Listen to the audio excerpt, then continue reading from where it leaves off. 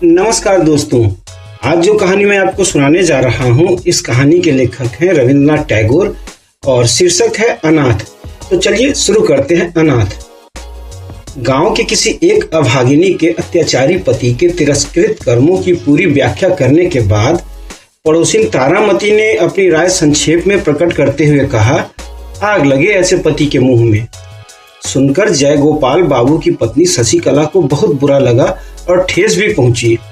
उसने जवान से तो कुछ नहीं कहा, पर अंदर ही अंदर सोचने लगी कि पति जाति के मुख में सिगरेट सिगार की आग के सिवा और किसी तरह की आग लगाना या कल्पना करना कम से कम नारी जाति के लिए किसी भी अवस्था में शोभा नहीं देता।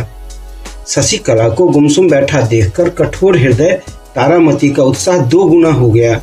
वह बोली, ऐसी खसम से तो जन्म जन्म की रांड भली, और चटपट वहां से उठकर चल दी। उसके जाते ही बैठक समाप्त हो गई। शशिकला गंभीर हो गई। वह सोचने लगी, पति की ओर से किसी दोष की वह कल्पना भी नहीं कर सकती जिससे उनके प्रति ऐसी कठोर भावना जागृत हो जाए। विचारते विचारते उसके कोमल हृदय का सारा प्रतिफल अपने प्रवासी पति की ओर उच्छ्वासित होकर दौड़ने लगा। पर जहां उसके पति शयन किया करते थे, उस स्थान पर दोनों बाहें फैलाकर वह औंधी पड़ी रही और बारंबार तकिए को छाती से लगाकर चूमने लगी। तकिए में पति के सिर के तेल की खुशबुगंध को वह महसूस करने लगी और फिर द्वार बंद करके बक्से से पति का एक पुराना चित्र और स्मृति पत्र निकालकर बैठ गई। उस दिन की निस्तब्ध दोपहरी उसकी इसी प्रकार कमरे में एकांत चिंता, पुरानी स्मृति और व्यथा के आंसुओं में बीत गई। शशिकला और जयगोपाल बाबू का दाम्पत्य जीवन कोई नया हो सो बात नहीं है। बचपन में शादी हुई थी और इस दौरान में कई बाल बच्चे भी हो चुके थे। दोनों ने बहुत दिनों तक एक साथ रहकर साधारण रूप में दिन काटे। किसी भी ओर से इन दोनों के अपरिमित स्नेह को देखने कभी कोई नहीं आया। लगभग 16 वर्ष की एक लंबी अवधि बिताने के बाद उसके पति को महज काम धाम ढूंढने के लिए अचानक परदेश जाना पड़ा और विच्छेद से शशि के मन में एक प्रकार का प्रेम का तूफान खड़ा कर दिया। विरह बंधन में जितनी खिंचाई होने लगी, कोमल हृदय की फांसी उतनी ही कड़ी होने लगी। इस ढीली अवस्था में जब उसका अस्तित्व भी मालूम नहीं पड़ा, तब उसकी पीड़ा अंदर से टीसे मारने लगी। इसी से इतने दिनों बाद इतनी आयु में बच्चों की मां बनकर शशिकला आज बसंत की दोपहरिया में निर्जन घर में विरह सैया पर पड़ी नववधू का सा सुख स्वप्न देखने लगी। जो स्नेह अज्ञात रूप जीवन के आगे से बाहर चला गया है, सहसा आज उसी के भीतर जागकर मन ही मन बहाव से विपरीत तैरकर पीछे की ओर बहुत दूर पहुंचना चाहती है, जहां स्वर्णपुरी में कुंज वनों की भरमार है और स्नेह की उन्माद अवस्था। किंतु उस अतीत के स्वर्णिम सुख में पहुंचने का अब उपाय क्या है, फिर स्थान कहाँ है। सोचने लगी, अब की बार जो वह पति को पास जा पाएगी, तब जीवन की इन शेष घड़ियों को और बसंत की आभा भी निष्फल नहीं होने देगी। कितने ही दिवस, कितनी ही बार उसने छोटी मोटी बातों पर वाद विवाद करके, इतना ही नहीं, उन बातों पर कलह कर करके पति को परेशान कर डाला है। आज अतृप्त मन ने भी एकांत इच्छा से संकल्प किया कि भविष्य में कदापि संघर्ष न करेगी, कभी भी उनकी इच्छा के विरुद्ध नहीं चलेगी, उनकी आज्ञा को पूरी तरह से पालेगी, सब काम उनकी तबीयत के अनुसार किया करेगी। स्नेह युक्त विनम्र हृदय से अपने पति का बुरा भला व्यवहार सब चुपचाप सह लिया करेंगी, कारण पति सर्वस्व है, पति प्रियतम है और पति देवता है। बहुत दिनों तक शशिकला अपने माता पिता की एकमात्र लाडली बेटी रही है। उन दिनों जयगोपाल बाबू वास्तव में मामूली नौकरी किया करते थे, फिर भी भविष्य के लिए उसे किसी प्रकार की चिंता न थी। गांव में जाकर पूर्ण वैभव के साथ रहने के लिए उसके ससुर के पास पर्याप्त मात्रा में अचल संपत्ति थी। इसी बीच बिल्कुल ही असमय में शशिकला के वृद्ध पिता काली प्रसन्न के यहाँ पुत्र ने जन्म लिया। सत्य कहने में क्या है, भाई के इस जन्म से शशिकला को बहुत दुख हुआ और जयगोपाल बाबू भी इस नन्हे साले को पाकर विशेष प्रसन्न नहीं हुए। अधिक आयु में बच्चा होने के कारण उस पर माता पिता के लाड़ प्यार का कोई ठिकाना न रहा। उस नवजात छोटे दूध पीते निद्रातुर साले ने अपनी अज्ञानता में न जाने कैसे अपने कोमल हाथों की छोटी छोटी मुट्ठियों में जयगोपाल बाबू की सारी आशाएं पीसकर जब चकनाचूर कर दी, तब वह आसाम के किसी छोटे बगीचे में नौकरी करने के लिए चल दिए। सबने कहा सुना कि पास में ही कहीं छोटा मोटा काम धंधा खोज करके यहीं रहो तो अच्छा हो, किंतु चाहे क्रोध के कारण या गैरों की नौकरी करने में शीघ्र अमीर बनने के धुन से हो, उसने किसी की बात पर ध्यान नहीं दिया।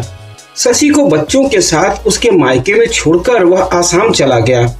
विवाह के उपरांत इस दंपत्ति में यह पहला विच्छेद था। पति के चले जाने से शशि को दूध मुँहे भाई पर बड़ा क्रोध आया। जो मन की पीड़ा को स्पष्ट रूप में कह नहीं सकता, उसी को क्रोध अधिक आता है। छोटा सा नवजात शिशु माँ के स्तनों को चूमता और आंख मीचकर निश्चिंतता से सोता, और उसकी बड़ी बहन अपने बच्चों के लिए गर्म दूध, ठंडा भात, स्कूल जाने की देर इत्यादि अनेक कारणों से दिन रात रूठकर मुंह फुलाए रहती और सारे परिवार को परेशान करती। थोड़े दिन बाद ही बच्चे की माँ का स्वर्गवास हो गया। मरते समय माँ अपने गोद के बच्चे को लड़की के हाथों सौंप गई। अब तो बहुत ही शीघ्र मातृहीन शिशु ने अपनी कठोर हृदय दीदी का हृदय जीत लिया। हा ही करता हुआ वह शिशु जब अपनी दीदी के ऊपर जा पड़ता, अपने बिना दांत के छोटे से मुख में उसका मुंह, नाक, कान सब कुछ ले जाना चाहता, अपनी छोटी सी मुट्ठी में उसका जूड़ा पकड़कर जब खींचता और उसकी कीमत पर भी हाथों में आई वस्तु को छोड़ने के लिए तैयार न होता, दिवाकर के उदय होने से पहले ही उठकर जब वह गिरता पड़ता हुआ अपने दीदी को कोमल स्पर्श से पुलकित करता, किलकारियां मार मार कर शोर मचाना आरंभ कर देता, और जब वह क्रमशः दीदी दीदी पुकार पुकार कर बार बार उसका ध्यान बटाने लगा, और जब उसने काम काज और फुर्सत के समय उस पर उपद्रव करने आरंभ कर दिए, तब शशि से स्थिर नहीं रहा गया। उसने उस छोटे से स्वतंत्र प्रेमी अत्याचारी के आगे पूरे तौर पर आत्मसमर्पण कर लिया। बच्चे की मां नहीं थी, इसी कारण से शायद उस पर उसकी सुरक्षा का अधिक भार आ पड़ा। शिशु का नाम हुआ नीलमणि। जब वह 2 वर्ष का हुआ तब उसके पिता असाध्य रोगी हो गए। बहुत ही शीघ्र चले आने के लिए जयगोपाल बाबू को लिखा गया। जयगोपाल बाबू जब मुश्किल से उस सूचना को पाकर ससुराल पहुंचे, तब ससुर काली प्रसन्न मौत की घड़ियां गिन रहे थे। मरने से पूर्व काली प्रसन्न ने अपने एकमात्र नाबालिग पुत्र नीलमणि का सारा भार दामाद जयगोपाल बाबू पर छोड़ दिया और अपनी अचल संपत्ति का 1/4 भाग अपनी बेटी शशिकला के नाम कर दिया।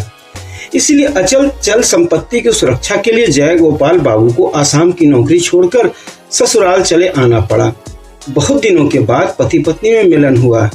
किसी जड़ पदार्थ के टूट जाने पर उनके जोड़ों को मिलाकर किसी प्रकार उसे जोड़ा जा सकता है, किंतु 2 मानवीय हृदयों को जहां से फट जाते हैं, विरह की लंबी अवधि बीत जाने पर फिर वहां ठीक पहले जैसा जोड़ नहीं मिलता।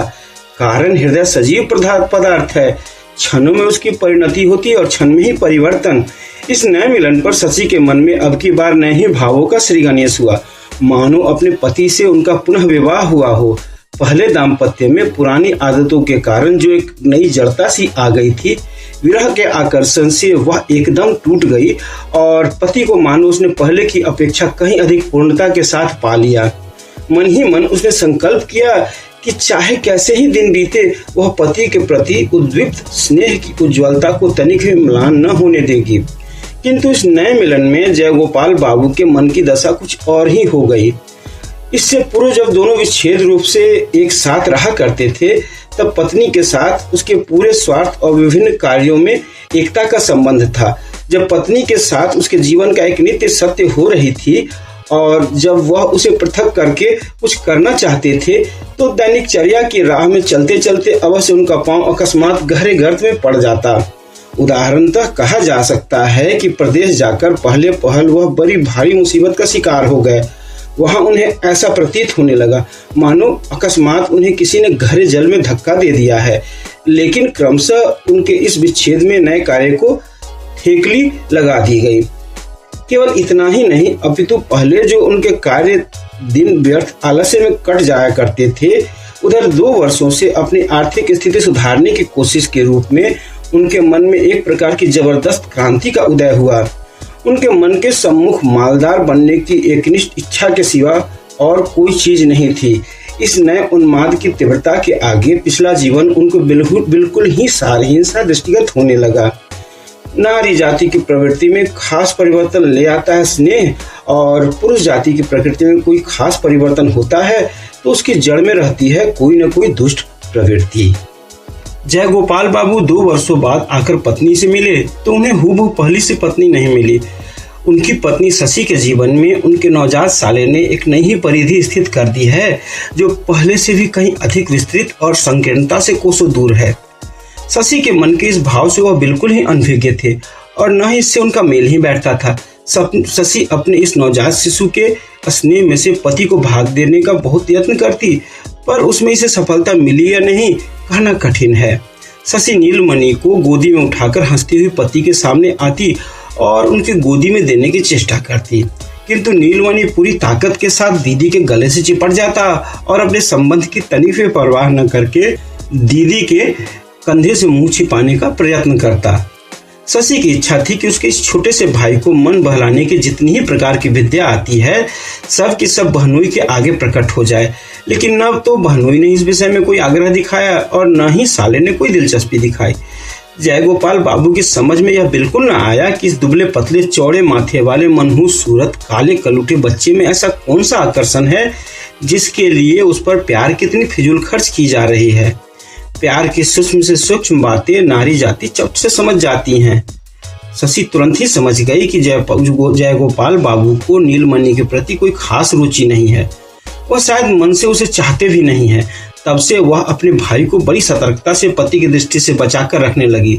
जहां तक हो सकता जयगोपाल की विराग दृष्टि उस पर पड़ने ही नहीं पाती और इस प्रकार वह बच्चा उस अकेली का एकमात्र स्नेह का आधार बन गया। उसकी इस प्रकार देखभाल करने लगी जैसे वह उसका बड़े यत्न से इकट्ठा किया हुआ गुप्त धन है। सभी जानते हैं कि स्नेह जितना ही गुप्त और जितना ही एकांत का होता है उतना ही तेज हुआ करता है। नीलमणि जब कभी रोता तो जयगोपाल बाबू को बड़ी झुंझलाहट आती, अतः शशि झट से उसे छाती से लगाकर खूब प्यार कर करके हंसाने का यत्न करती। खासकर रात को उसके रोने से यदि पति को नींद उचटने की संभावना होती और पति यदि उस रोते हुए शिशु के प्रति हिंसात्मक भाव से क्रोध या घृणा जाहिर करता हुआ तीव्र स्वर में चिल्ला उठता, तब वह मानो अपराधनी सी संकुचित और अस्थिर हो जाती और उसी क्षण उसे गोदी में लेकर दूर जाकर प्यार के स्वर में कहती, सो जा मेरा राजा बाबू सो जा, और वह सो जाता। बच्चों में बहुधा किसी न किसी बात पर झगड़ा हो ही जाता है। शुरू में ऐसे अवसरों पर शशि अपने भाई का पक्ष लिया करती थी, कारण उसकी माँ नहीं है। जब न्यायाधीश के साथ साथ न्याय में भी अंतर आने लगा तब हमेशा ही निर्दोष नीलमणि को कड़ा से कड़ा दंड भुगतना पड़ता। यह अन्याय शशि के हृदय में तीर के समान चुभ जाता और इसके लिए वह दंडित भाई को अलग से ले जाकर उसे मिठाई देकर, खिलौने देकर, गाल चूम करके दिलासा देने का यत्न करती। परिणाम यह देखने में आता है कि शशि नीलमणि को जितना ही अधिक चाहती, जयगोपाल बाबू उतना ही उस पर जलते भुनते रहते और जितना ही नीलमणि से घृणा करते, गुस्सा करते, शशि उतना ही उसे अधिक प्यार करती। जयगोपाल बाबू उन इंसानों में से हैं जो कि अपने पत्नी के साथ कठोर व्यवहार नहीं करते और शशि भी उन स्त्रियों में से है जो स्निग्ध स्नेह के साथ चुपचाप पति की बराबर सेवा किया करती है। किंतु अब केवल नीलमणि को लेकर अंदर ही अंदर एक उठली सी पकने लगी जो उस दंपत्ति के लिए व्यथा दे रही है। इस प्रकार के नीरव द्वंद्व का गोपनीय आघात प्रतिघात प्रकट संघर्ष की अपेक्षा कहीं अधिक कष्टदायक होता है। यह बात उन समवयस्कों से छिपाना कठिन है जो कि विवाहित दुनिया की सैर कर चुके हों।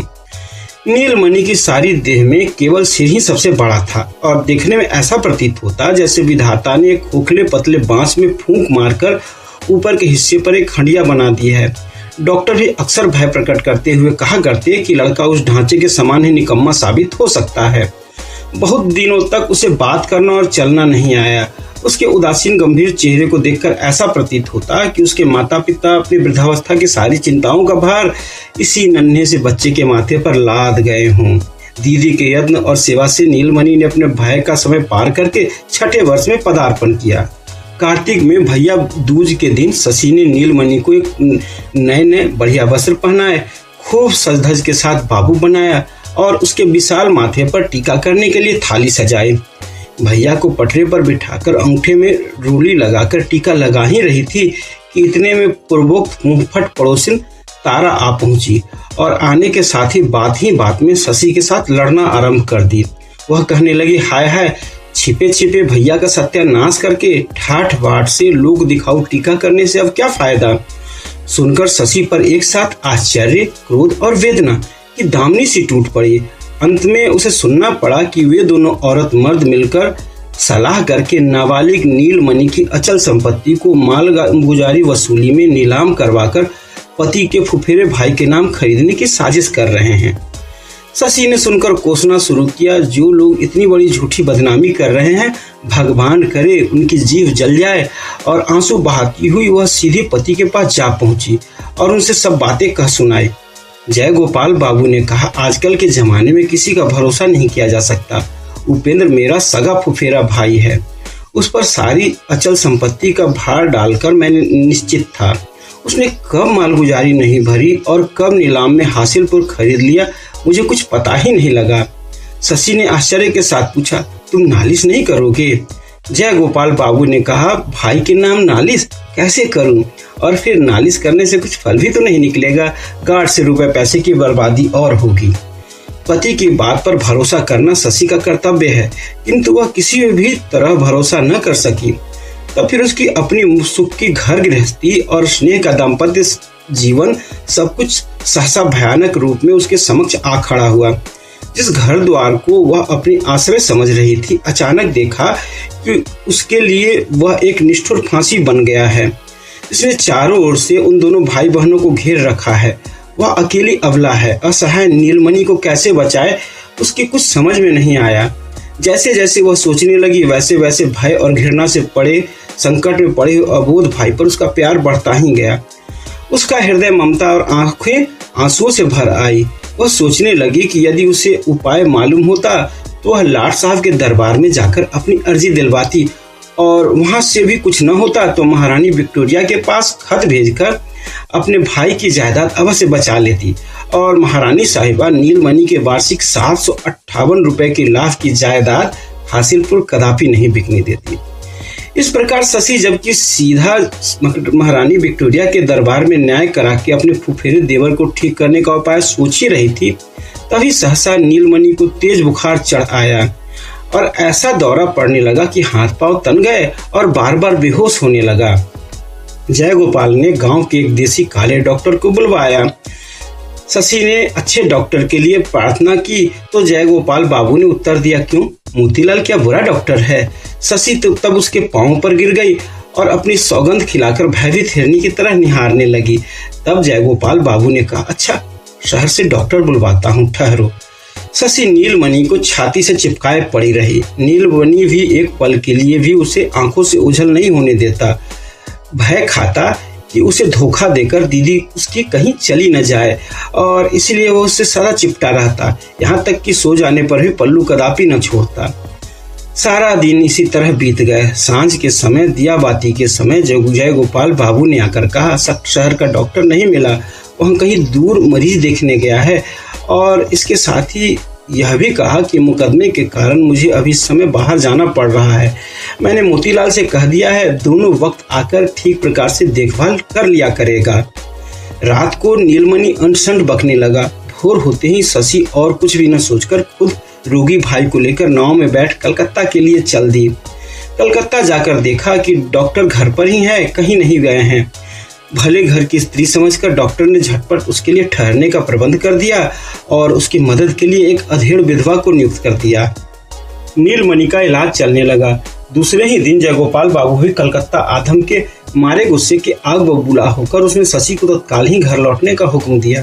शशि ने कहा, मुझे यदि तुम काट भी डालो तब भी मैं अभी घर नहीं लौटने वाली। तुम सब मिलकर मेरे नीलमणि को मार डालना चाहते हो। उसके बाप नहीं, माँ नहीं, मेरे सिवा उसका है ही कौन। मैं उसे बचाऊंगी, जरूर बचाऊंगी। जय गोपाल बाबू भावावेश में आकर बोले, तो यही रहो, मेरे घर अब कभी मत आना। शशि ने उसी क्षण तपाक से कहा, तुम्हारा घर कहाँ से आया? घर तो मेरे भाई का है। जय गोपाल बाबू बोले, अच्छा देखा जाएगा। कुछ दिनों तक इस घटना को लेकर मोहल्ले के लोगों में चुहलबाजियां चलती रही, वाद विवाद होते रहे। तभी पड़ोसिन तारा ने कहा, अरे खसम के साथ लड़ती हो तो घर पर रहकर लड़ो ना, घर बार छोड़कर लड़ने झगड़ने की क्या जरूरत है, तो आखिर अपना ही घर वाला। हाथ में जो कुछ जमा पूंजी थी खर्च करके आभूषण आदि जो कुछ भी थे सब बेचकर शशि ने अपने नाबालिग भाई को मौत के मुंह से निकाल लिया। तब उसे पता लगा कि द्वार गांव में उन लोगों की जो बड़ी भारी खेती की जमीन थी और उस पर उनकी जो पक्की हवेली थी जिसकी आय 1,500 थी, वह भी जमींदार के साथ मिलकर जय गोपाल बाबू ने अपने नाम करा ली है। सारी अचल संपत्ति उसके पति की है, भाई का उसमें कुछ भी हक नहीं रहा। रोग से छुटकारा मिलने पर नीलमणि ने करुण स्वर में कहा, दीदी घर चलो। वहां अपने साथियों से खेलने के लिए उसका जी मचल रहा है। इसी से प्रेरित होकर वह बार बार कहने लगा, दीदी अपने उसी घर में चलो ना। यह सुनकर शशि रोने लगी। बोली, हम लोगों का अब घर कहाँ है? लेकिन केवल रोने से ही फायदा क्या? अब दीदी के सिवा इस दुनिया में उसके भाई का है ही कौन? यह सोचकर शशि ने आंखें पोंछ डाली और साहस बटोर कर डिप्टी मजिस्ट्रेट तारिणी बाबू के घर जाकर उसने उसकी पत्नी की शरण ली। मजिस्ट्रेट बाबू जय गोपाल बाबू को भली भांति जानते थे। भले घर की बहू बेटी घर से निकलकर जमीन जायदाद के लिए पति से झगड़ना चाहती है, इस बात पर वे शशि पर बहुत गुस्सा हुए। उसे बातों से फुसलाए रखकर उसी समय उन्होंने जय गोपाल बाबू को पत्र लिखा। जय गोपाल बाबू साले सहित शशि को जबरदस्ती नाव पर बिठाकर गांव ले गया। इस दंपत्ति का द्वितीय विच्छेद के बाद फिर वह द्वितीय मिलन हुआ। जन्म जन्म का साथ सृष्टिकर्ता का विधान जो ठहरा। बहुत दिनों बाद घर लौटकर पुराने साथियों को पाकर नीलमणि बहुत खुश हुआ और आनंद पूर्वक घूमने फिरने लगा। उसकी निश्चित खुशी को देखकर भीतर ही भीतर शशि की छाती फटने लगी। शरद ऋतु आई। मजिस्ट्रेट साहब गांव में छानबीन करने दौरे पर निकले और शिकार करने के लिए जंगल से सटे हुए गांव में तंबू तन गए। गांव के मार्ग में साहब के साथ नीलमणि की भेंट हुई। उसके सभी साथी साहब को देखकर दूर हट गए। निरीक्षण करता रहा। न जाने साहब को उससे कुछ दिलचस्पी हुई। उसने पास बुलाकर पूछा, तुम स्कूल में पढ़ते हो? बालक ने चुपचाप खड़े रहकर सिर हिला दिया। हाँ। साहब ने पूछा, कौन सी पुस्तक पढ़ते हो? नीलमणि पुस्तक शब्द का मतलब न समझ सका, अतः साहब के मुंह की ओर देखता रहा।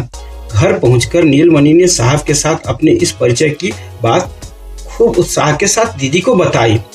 दोपहर को अचकन पाजामा पगड़ी आदि बांधकर जय गोपाल बाबू साहब का अभिवादन करने के लिए पहुंचे। साहब उस समय तंबू के बाहर खुली छाया में कैंप मेज लगाए बैठे थे। सिपाही वगैरह की चारों ओर धूम मची थी। उन्होंने जय गोपाल बाबू को चौकी पर बिठाकर गांव के हालचाल पूछे। जय गोपाल बाबू सर्वसाधारण गांव वालों के सामने जो इस प्रकार बड़प्पन का स्थान घेरे बैठे हैं, इसके लिए मन ही मन फूला नहीं समा रहे थे। उनके मन में बार बार यही विचार उठ रहे थे कि अगर चक्रवर्ती या नंदी घराने का कोई आकर देख जाता तो कितना मजा आता।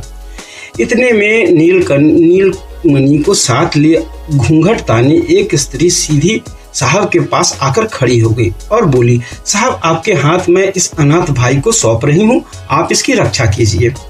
साहब पूर्व परिचित गंभीर प्रकृति वाले बालक को देखकर उसके साथ वाली स्त्री को भले घर की बहू बेटी समझकर उसी क्षण उठकर खड़े हो गए और बोले, आप तंबू में आइए, मुझे जो कुछ कहना है वह यही कहूंगी।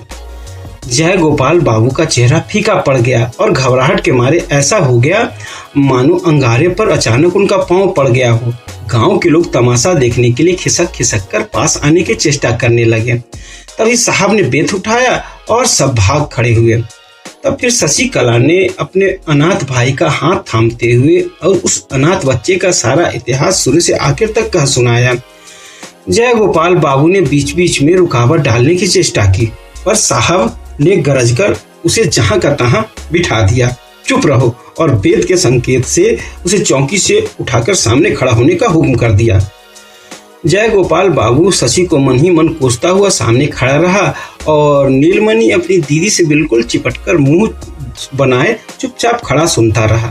शशि की बातें सुन लेने पर साहब ने जय गोपाल बाबू से कई प्रश्न पूछे और उनका उत्तर पाकर बहुत देर तक चुप रहकर शशि को संबोधित करते हुए बोले, बेटी यह मामला मेरी कचहरी में नहीं चल सकता, पर तुम बेफिक्र रहो, इस विषय में मुझे जो कुछ करना होगा अवश्य करूंगा।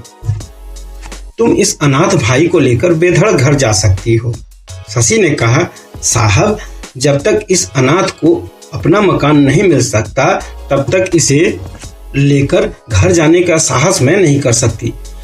अब यदि आप इसे अपने पास नहीं रखते और कोई भी इस अनाथ की रक्षा नहीं कर सकता।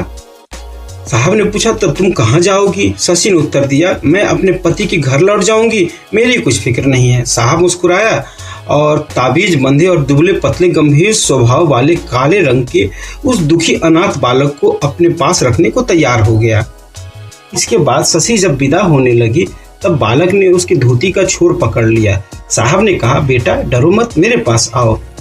घूंघट के भीतर रोते हुए और आंसू पूछते हुए अनाथ के दीदी ने कहा, मेरा राजा भैया जा, साहब के पास जा, दीदी तुझसे मिलने फिर आएगी। अच्छा, इतना कहकर उसने नीलमणि को उठा छाती से लगा लिया, फिर माथे पर पीठ पर हाथ फेरकर किसी प्रकार उसके पतले हाथों से अपनी धोती का छोर छुड़ाया और बड़ी तेजी से वहां से चल दी। साहब ने तुरंत ही बाएं हाथ से उस अनाथ बालक को रोक लिया और बालक दीदी दीदी चिल्लाता हुआ जोर जोर से रोने लगा।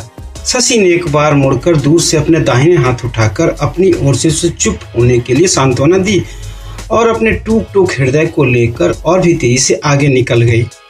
फिर बहुत दिनों तक उस पुराने हवेली में पति पत्नी का मिलन हुआ, सृष्टिकर्ता का विधान जो ठहरा।